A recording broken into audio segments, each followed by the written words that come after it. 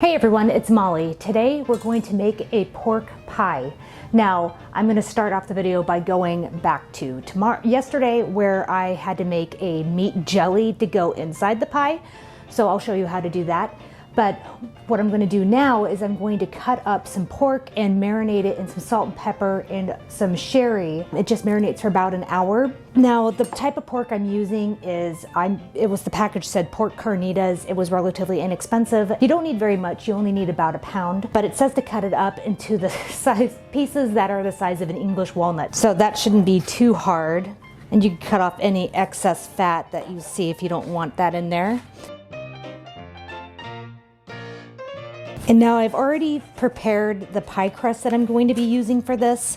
You will need a bottom crust and a top crust. And I'm just using my favorite pie crust recipe. I don't have a video on it, but I can leave a link to the website where I got the recipe. But you can use your favorite pie crust recipe, and you could even use a store-bought crust if you wanted to do that as well. So while this is marinating, I'm going to roll out that bottom and top crust and then just keep them in the fridge so that they're nice and cold.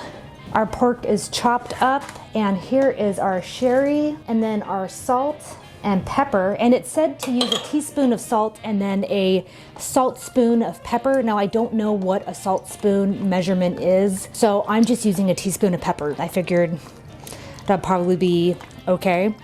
And then just mix it all together. You could use a spoon, or you could be an animal like me and use your hand. And pop the lid on, pop this in the fridge, and let this sit and marinate for an hour. Okay, rather than show you how I roll out a pie crust, I already have videos on that I'll link to above. I'm going to show you how I made that meat jelly. I'll see you guys in a little bit. All right, so we're in the past. So there's no real recipe for this. Basically, I just used about 3 pounds of pork hocks, and I just threw them in a pot. I added a chopped onion and a little chopped carrot for flavor, and then I covered them with water and just boiled it for like an hour and a half, maybe 2 hours. You want to keep an eye on that water and make sure it doesn't boil off. You might have to add a little bit of water, but basically you're just looking to pull all that gelatin out of the bones and out of the marrow. And that will be our meat jelly. The recipe book that I used didn't have a recipe for meat jelly. So I think this is what's also called an aspic, but this is what I've interpreted as for the recipe, and we'll see how it's set. Okay, when it was done cooking, I went ahead and removed the bones, and then I strained the mixture into a heat-proof bowl, and then I put that in the refrigerator to set up. Okay, so it's been an hour. I have a 9-inch, very shallow pie pan, and it's lined with pastry. So what I'm gonna do is take a third of the sausage, and the recipe will be available down below in the description box for you. And I'm going to put a thin layer of the sausage on the bottom of the crust. And we're gonna layer the pork and sausage all the way through, and just do your best to get this layered. Not very easy. Probably just use whatever type of sausage you want to use. I'm just using pork sausage. Take half of your pork chunks and distribute them over this. And I'm not putting the excess liquid in there because I don't think that's a good idea. Take another third of the pork. It says to layer more sausage on top. I'm trying to do this as best I can. I'm not sure how much of a layered effect I'm going to be able to achieve, honestly. They may have been using an even smaller pie dish than this. And then the rest of the pork, it says you want to end with the very top layer being sausage. So it's not really very layered. It's just more kind of sausage and pork. So the rest of the sausage goes on top as best as it can. Okay, I'm gonna wash my hands because they're greasy. Okay, so I have rolled out my top crust. Now the recipe says that we want a 2-inch hole cut out in this, and so that's what I'm gonna do. And all I could find was the cap for a prescription bottle, because that's the only thing I could find that measured 2 inches. And I know it's a little unconventional, but it works. Let me get this put on the top of the pie. And I'm not going to do a fancy flute along the edges. I'm just going to push the edges together, crimp them with a fork, and cut off the excess.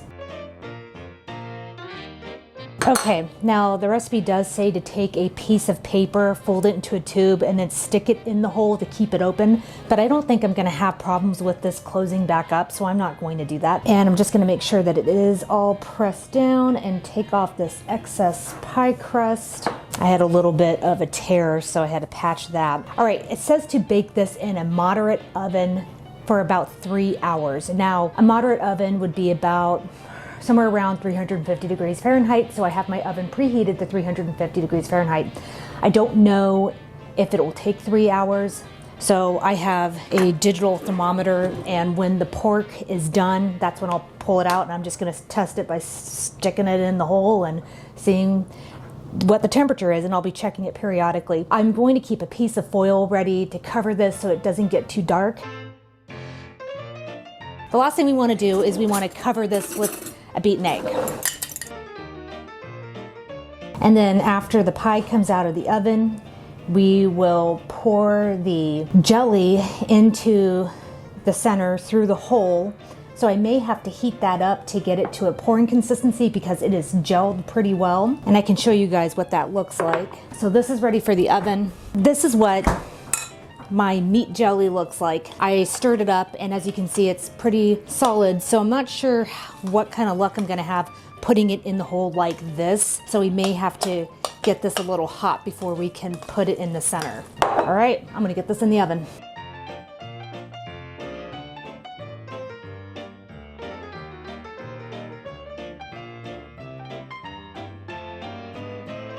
Okay, so my thermometer says that this is done, and it's a nice golden brown. I did heat up my meat jelly just to make it filling this easier. There's a lot of juices in there, so I'm not sure how much additional liquid this pie can hold, but I'm just gonna try it out.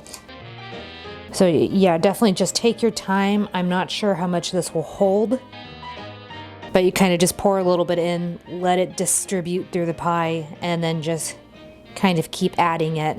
I think we're at max capacity here with what we have. So the recipe now says to allow this to cool thoroughly. So I think I'm actually going to put this in the refrigerator and get this nice and cold, and we'll see if that meat jelly sets up. All right, I will see you guys in a little bit when this is chilled.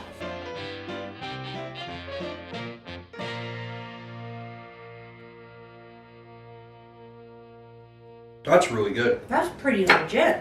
This pie surprised, and I was really thinking, oh God, this isn't gonna have very much flavor. But it's actually extremely flavorful and very delicious, and I'm really surprised. This recipe comes from this cookbook, the Gold Medal Flour Cookbook. This is from 1910. I like how you can leave it simple like this, or you can add whatever vegetables to it that you want. Dan, I see that you're kind of speechless. Dan's a big fan of pies. Any kind of pie. Right, Dan? You can pie anything. I don't even know what to say except for this is absolutely delicious, and I definitely recommend everybody try it. Whoa. It is fantastic. I think you guys might get a kick out of this pie. It's like, it reminds me of a chicken pot pie, but with pork. It's I've absolutely, never had it. it's absolutely delicious. I've never had a pork pie before. Yeah, neither have I. It's phenomenal. It is so good. It is. I was really surprised at the flavor, but it's really good. Yeah. So the meat jelly, the recipe just said meat jelly, and I had to kind of guess at what that was.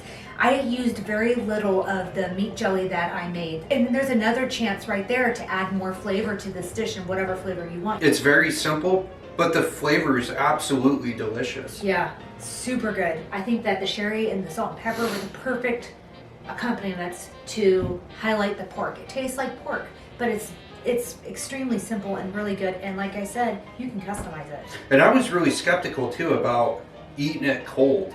Yeah, generally you should serve a pie like this warm. Yeah, like a chicken pot pie or something like that, but it chilled, it is good. Yeah, this would be great to take on a picnic.